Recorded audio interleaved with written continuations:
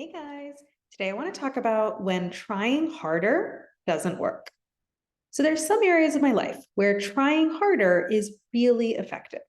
These are things like studying for a test, pushing through a tough workout, or working really hard before a big deliverable.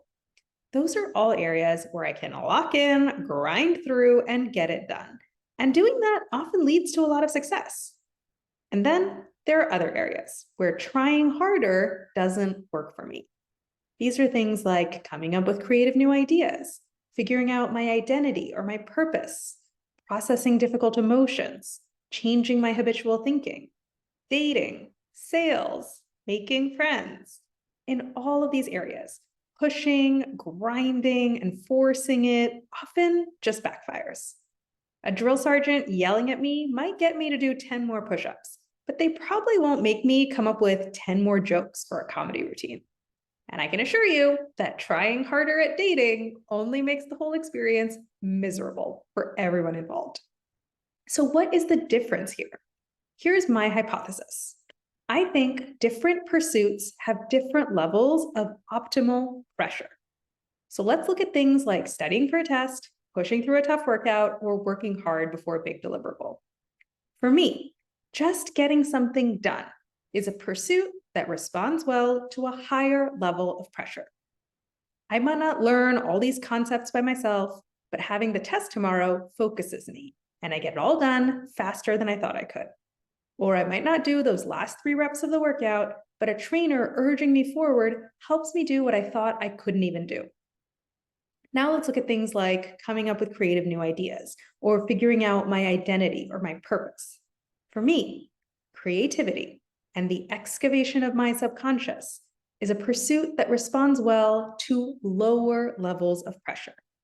Forcing it just doesn't help. This kind of pursuit needs wide open space for lots of aimless free association. I wander around, I stare out the window, I watch TV, I take a nap, and suddenly a great idea pops up out of nowhere. The scientist who discovered the chemical structure of benzene said that it occurred to him in a daydream, and I think he was kind of similar to me in this way. Now let's talk about processing difficult emotions and changing my habitual thinking. When it comes to changing the wiring of my brain and my nervous system, this is a pursuit that responds well to lower levels of pressure. My automatic brain and my nervous system hang on to their current way of doing things because they think it's safe.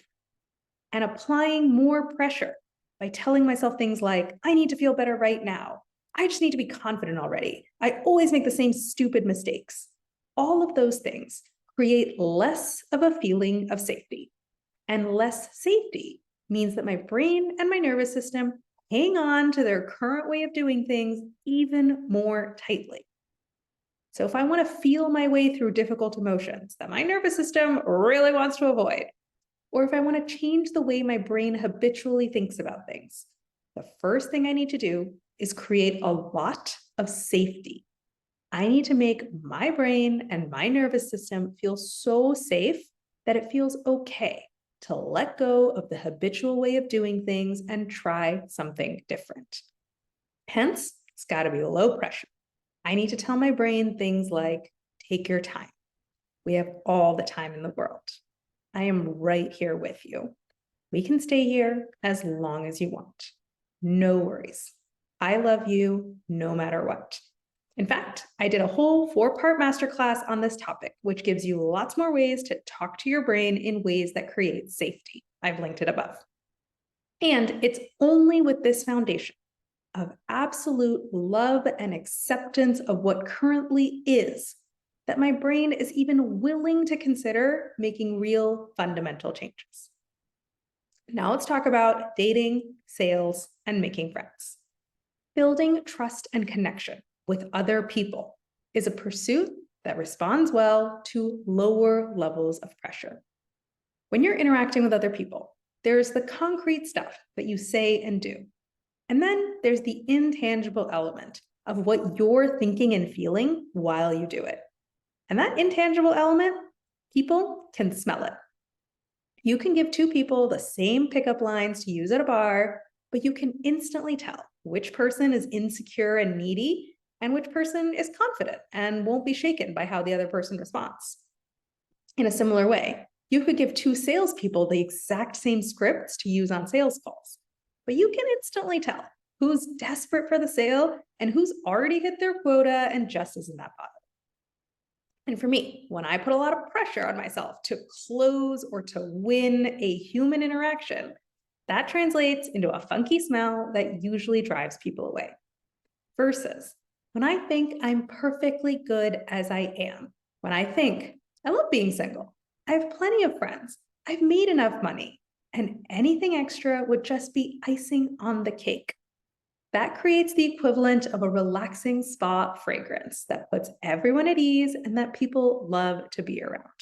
Which is why increasing the stakes and piling on the pressure just doesn't help when it comes to forming real human connections. It's why treating dating as a project to be completed never worked for me. And it's why selling coaching is really easy for me. Whether or not I get clients, I'm already living my dream life because I get to write and record and publish every single day. I'm living my ideal retirement career right now. It's happening today.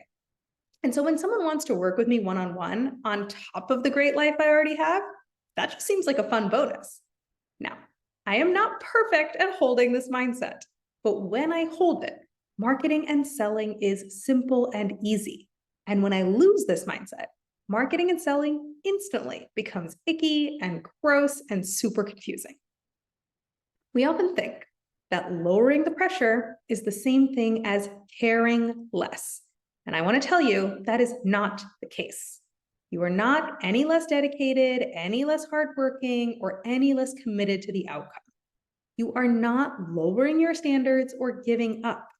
You are fine-tuning the machine. It's because of your high standards and your dedication that you're making the necessary adjustments to ensure your success. It's kind of like an amateur runner who goes all out for the entire race versus a champion runner who chooses when to push. They go all out sometimes and they hold back other times strategically in a way that creates the best end result. So I want you to ask yourself, if you're really grinding on a pursuit and it's just not working and you can't seem to figure out what you're doing wrong, pause and ask, what is the right level of pressure for this pursuit for me? The situations I gave you are just examples. It's just what works for me. They're not hard rules for you to follow.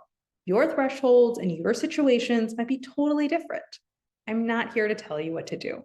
I'm just here to help you ask the right questions. Now, you probably know how to raise the pressure. You can do things like set a hard deadline, preferably one that comes up very soon. You can get an accountability buddy. You can make an external commitment. You can set a certain number of reps or a streak that you want to hit. Believe me, I think you know how to stress yourself out. But how do you lower the pressure? It's easy to say, and it's hard to do. You lower the pressure when you find complete sufficiency in your current state. When you're 100% okay with being where you are today with no timeline whatsoever. When you genuinely believe, I am all good either way. Now, your brain might rebel against that assertion. And that is a great topic to bring to a coach, because this is exactly what I help my clients do. Find sufficiency and enoughness exactly where they are today, which it turns out is better, more sustainable fuel for growth and change than anything else I have ever found. Now, it's okay if you can't see how this is even possible. If we work together, we will work with your brain step by step. We'll surface everything your brain currently believes with patience and with precision. Then we'll build the custom thought ladder to this new belief for your situation and your brain. And then we'll build the concrete practice plan that turns that thought ladder into a thought highway that you can access more and more easily every single time. True high performance is not all high pressure all the time.